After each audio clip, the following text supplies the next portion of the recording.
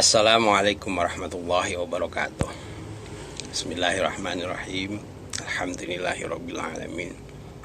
Pemirsa, bertemu kembali dengan saya Zainal Abidin.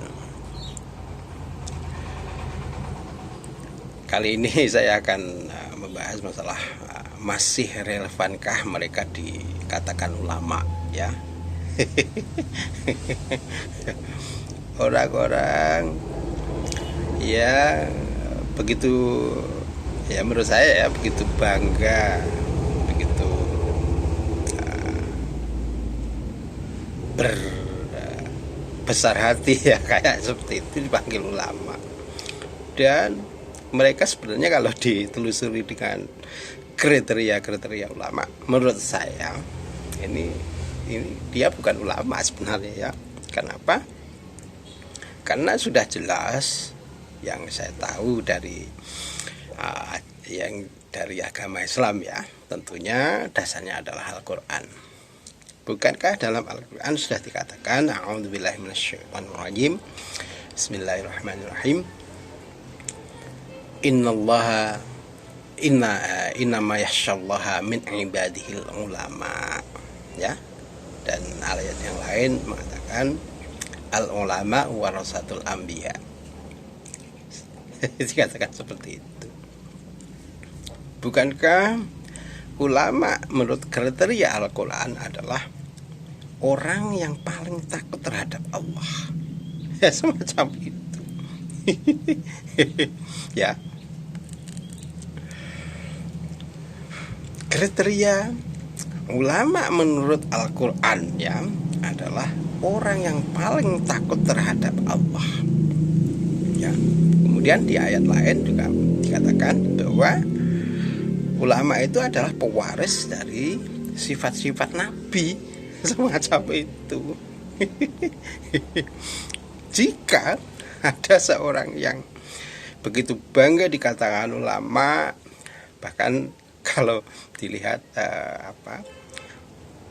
pemahaman dalam Al-Qur'annya belum seberapa sudah begitu bangga, dan itu tidak ditunjukkan juga pula ya, ditunjukkan pula dengan perbuatan yang notabene dia adalah representasi dari ulama itu sendiri. Ya misalkan takutnya terhadap Allah itu, gitu loh ya.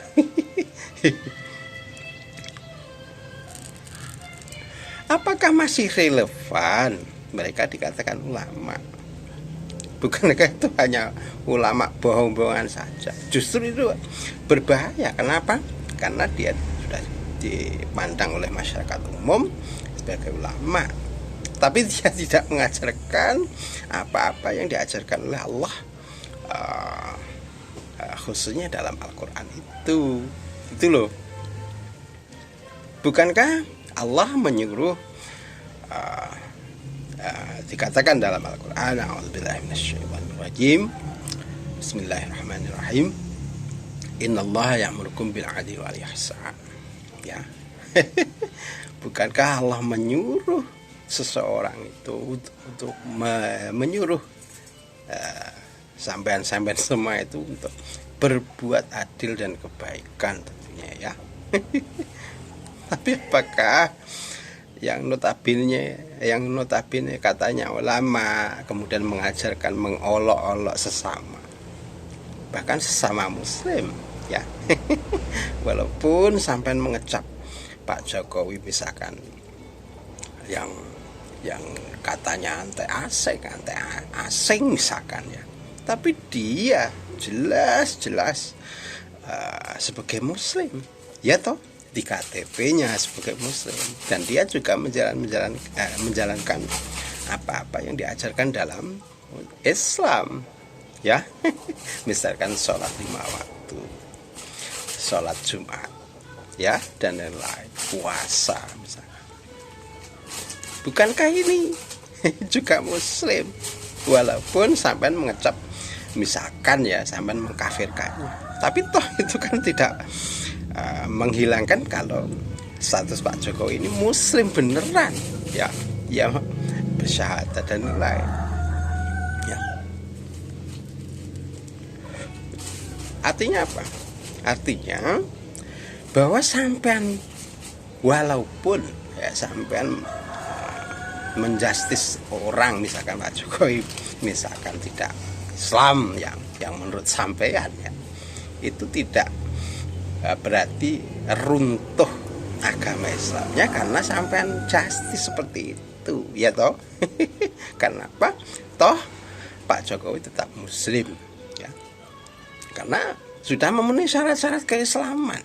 Seperti itu. Jadi tidak bisa orang karena tidak sepaham dengan sampean terus sampean katakan kafir lalu menjadi kafir. Tidak seperti itu. Tentu ya. Kenapa? Karena masalah etika, akidah dan lain-lain itu yang tahu dan yang menilai itu Allah itu sendiri. Sampai tidak bisa ikut campur dalam hak prerogatifnya Allah itu loh ya. Oleh karena itu justru saya mempertanyakan, masih relevankah mereka yang notabene dianggap ulama ya kemudian mengajarkan terhadap umat atau jamaahnya itu untuk membenci terhadap sesama ya, bahkan sesama muslim ya. ini kalau tidak ada kepentingan politik di dalamnya, saya sangat meyakini itu tidak akan terjadi. Bapak-bapak, kalau pemahaman ulamanya itu mengacu pada dasar Al-Quran, saya sangat meyakini tidak akan mengajarkan seperti itu ya. Jika ada yang katanya ulama kemudian mengajarkan untuk memusuhi sesama ya, bahkan sesama muslim ya, saya sangat yakin dia bukanlah ulama yang dipilih oleh Allah atau yang ulama yang dimaksud oleh Allah dalam Al-Quran tentunya ya. Kenapa? Tidak mencerminkan dengan ajaran Al-Quran itu sendiri. Bapak-bapak, dalam Al-Quran sudah dijelaskan, ulama itu adalah orang yang paling takut terhadap Allah. Itu loh Mas. Jadi bagaimana? Ya, pokoknya ada yang katanya ulama kemudian mengajarkan untuk mengejek, mengolok terhadap muslim yang lain, tentu itu bukan ulama gitu loh Mas. Nggak perlu sampai tahu dalilnya ya seperti itu, tapi yang jelas kok ada yang katanya ulama kemudian mengajarkan kebencian terhadap sesama, jelas dia bukan ulama. Itu jelas. Ya, kriterianya enggak begitu. Enggak perlu dalil yang sampean tahu, misalkan sampean tidak tahu dalilnya seperti itu. Pokoknya ambil saja ya. Secara umum kalau ada ulama yang katanya ya ulama kemudian mengajarkan sesuatu yang kemungkaran, misalkan memusuhi terhadap pemimpinnya semacam itu ya, untuk menjatuhkan pemimpinnya, untuk memakzulkan pemimpinnya seperti itu jelas bukan ulama. Saya tegaskan, jelas dia bukan ulama. Karena apa? Karena sudah jelas dalam Al-Quran dikatakan bahwa a'udzubillahi minasyaitonirrajim, ati'ullaha wa ati'ur rasul wa ulil amri minkum. Ya, ini sudah jelas toh. Dan taatlah kepada orang yang pegang pemerintah misalnya seperti itu ya. Makanya jika pun ada seorang pemimpin misalkan ya, katakanlah menurut sampean keliru, ya ingatkan gitu loh, harus diolok-olok, tidak seperti itu. Bahkan ini mengoloknya pun juga memakai dasar hoax, ya. Tidak ada dasarnya sama sekali. Bukankah ini jatuhnya akan menjadi fitnah? Bukankah fitnah, ya, wal fitnah asyaddu minal qatl? Bukankah fitnah itu lebih besar dosanya dari pembunuhan? Iya toh. Oleh karena itu, wahai sampean-sampean, ya, yang tidak tahu dasar-dasar hukumnya dalam Al-Quran ini seperti apa, ya ingat saja kata-kata saya bahwa kriterianya ulama itu adalah orang yang paling takut terhadap Allah, ya, seperti itu. Jika sampean sendiri misalkan, ya, saya olok, ya, saya olok-olok, kemudian saya fitnah, bukankah sampean juga tidak bisa menerima toh hati sampean? Bukankah hati sampean akan sakit menerimanya toh? Ya, itulah bahwa orang lain pun ya semacam itu. Difitnah itu sakit hatinya, itu. Dan itu dilarang Allah.